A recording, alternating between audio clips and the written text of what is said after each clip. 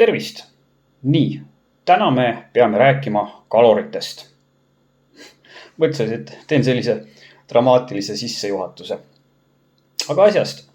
Ma olen oma eelmistes videotes korduvalt rääkinud sellest, et kaalu langetamiseks on ainult üks kindel moodus. Olla kalori defitsiidis ehk siis kulutada rohkem kaloreid, kui sa toiduga tarbid. Kas on nagu oluline, millest su päevane kaloraaž koosneb ehk siis milline on seal valkude, süsivesikute ja rasvade osakaal ja kas kaalu langetamise või siis ka terve keha kompositsiooni säilitamise seisukohast on üldse tähtis, mida sa sööd. Ühesõnaga, püstitame küsimuse, kas kõik kalorid on võrdsed. Enne kui me hakkame sellele küsimusele vastust otsima, võtame läbi põhitõed, et oleks selge, millest me üldse räägime. Kalorite arvutamine on viis, kuidas me mõtestame ja mõõdame seda, kui palju energiat me igapäevategevuste käigus kulutame ja kui palju toiduga asemele tarbime. Kui me tarbime pidevalt enam kaloreid kui kulutame, siis säilitab organism neid rasvarakkude kujul ja me läheme paksuks. Üks kalor võrdub üldiselt energiaga, mis kulub 1 grammi vee temperatuuri tõstmiseks 1 kraadi Celsiuse võrra. Eestis on pigem kasutusel väljend kilokalor, mis on toidus leiduva energia mõõtmiseks oluliselt mõistlikum suurus. Anglo-Ameerika riikides kasutatakse selle vastena väljendit large calorie ehk siis suur kalor ja seda tähistatakse kui suure algustähega CAL-i.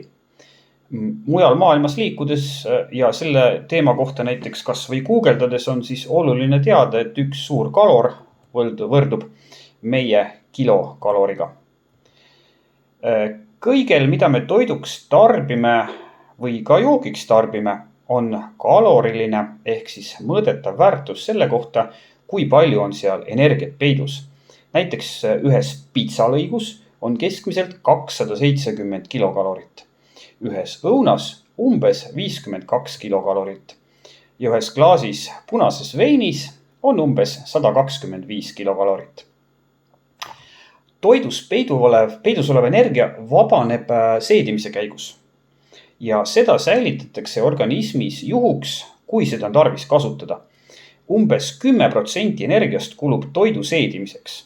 Umbes 20% kulub füüsiliseks aktiivsuseks ja 70% kulutatakse põhiaine vahetuseks ehk siis selleks, et hoida töös organismi põhifunktsioonid, nagu näiteks hingamine ja elundite töö.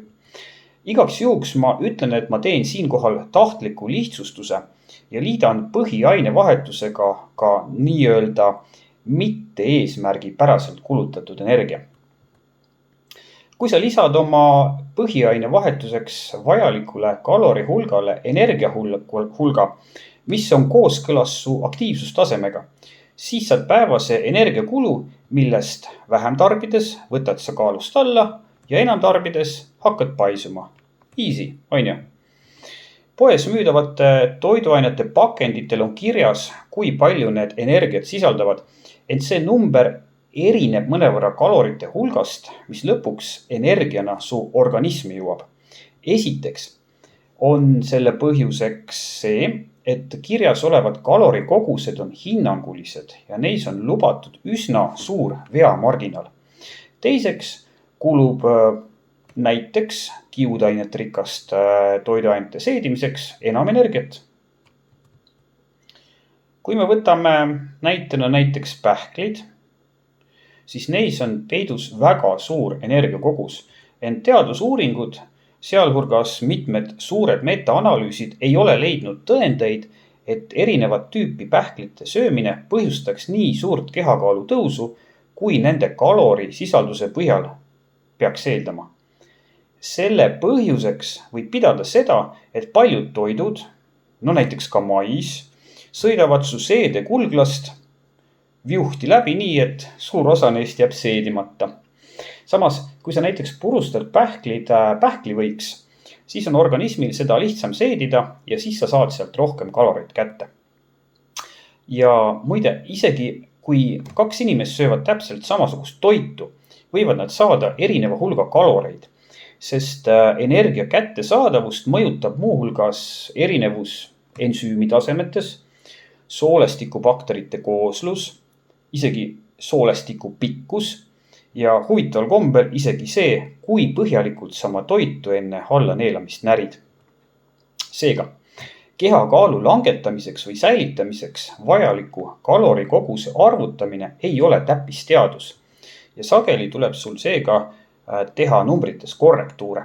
Ehk siis, kui sa paned paika, mis on see kalorite kogus, mida sa võid arvestades oma füüsilist aktiivsust päevas süüa, nii et sa võtaksid alla ja sa ikkagi ei võta alla või võtad veel juurde, siis tegelikult on sellele väga lihtne lahendus.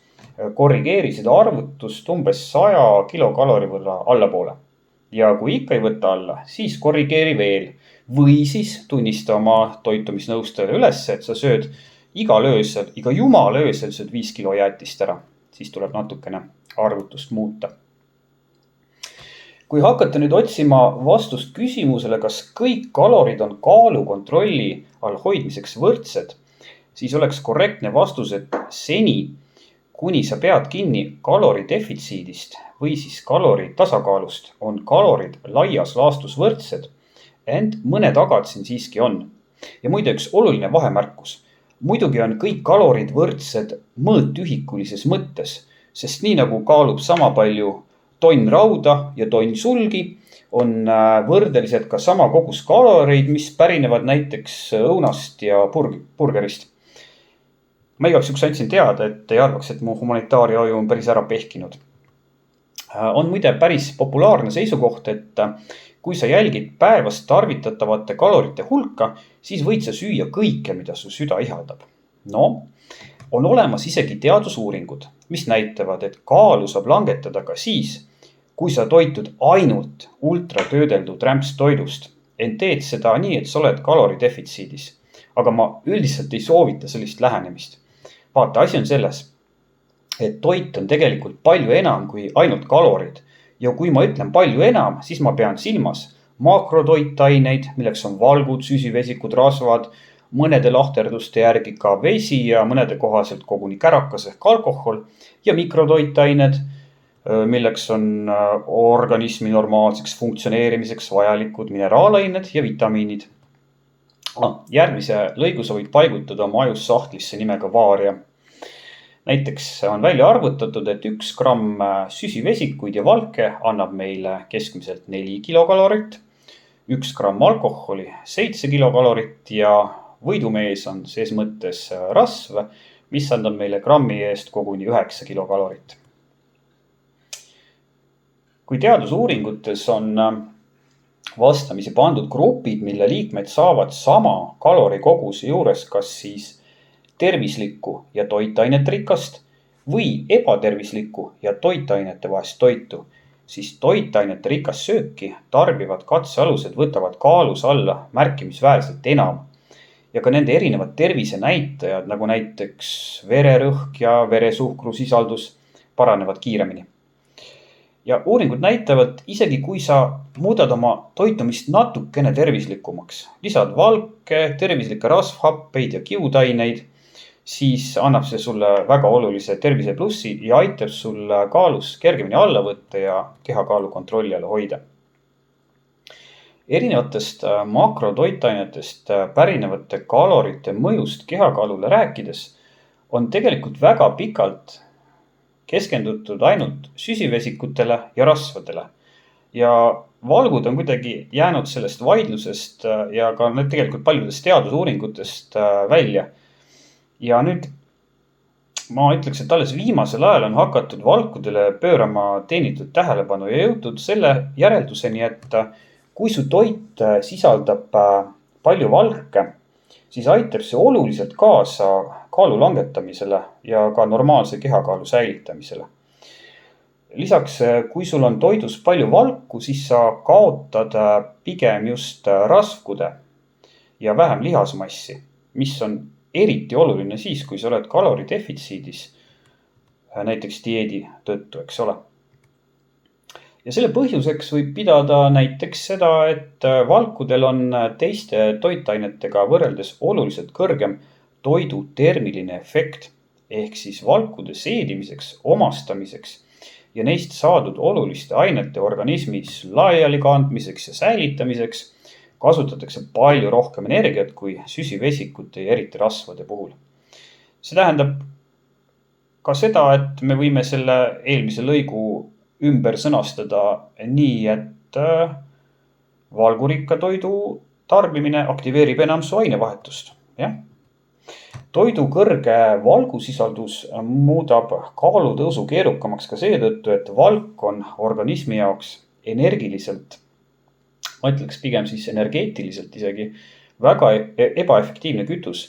Ehk siis aminohapetest, millest valgud koosnevad, on organismil võrrelduna rasvade ja süsivesikutega oluliselt energiamahukam kütust kätte saada. Lisaks tekitab söök, milles on palju valku, sul paremini täiskõhu tunnet. Ja kui sa oled dieedil, võib just see olla see kaalukeel, mis hoiab sind dieedil, nii et sa ei lõpeta seda enneaegselt ära. Valkudega seoses ma tahaksin rääkida veel ühest väga olulisest teemast.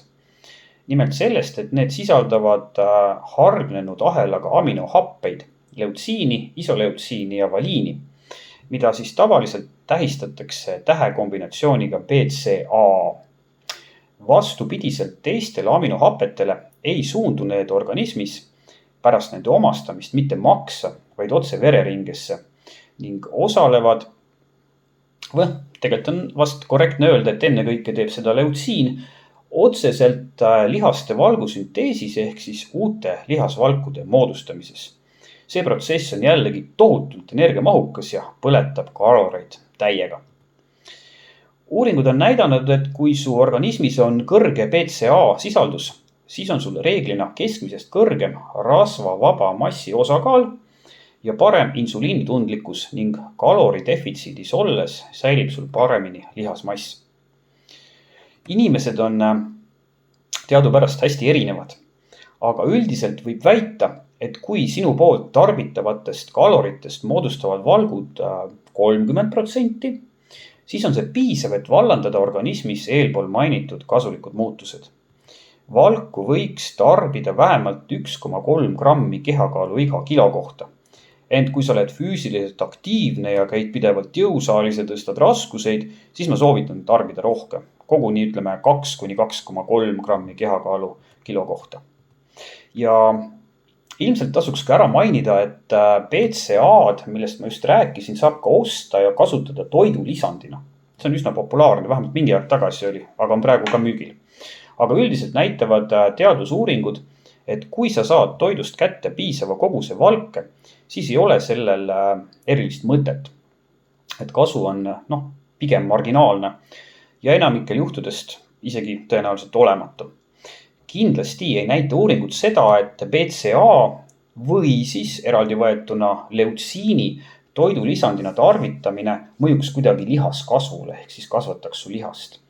Küll aga olen ma näinud uuringuid ja ka viimasel ajal, mis viitavad selles suunas, et BCA ja leutsiini ennekõike tarvitamine võib kiirendada sportlastel taastumist ja võib mõnevõrra vähendada treeningu järgset lihasvalu.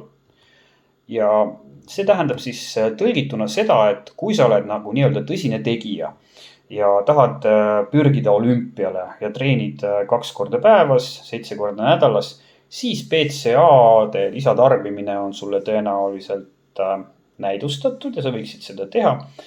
Aga sellistel tavalistel keskmistel inimestel nagu sina ja mina oleme, ei ole see mõttekas, see on lihtsalt raha raiskamine ja mina soovitan selle asemel hoopis tarbida kvaliteetset valku või lihtsalt valku piisavas koguses. Küll organism vaatab, kus ja mis ta kätte saab. Sedapsi, jõusaalis näeme.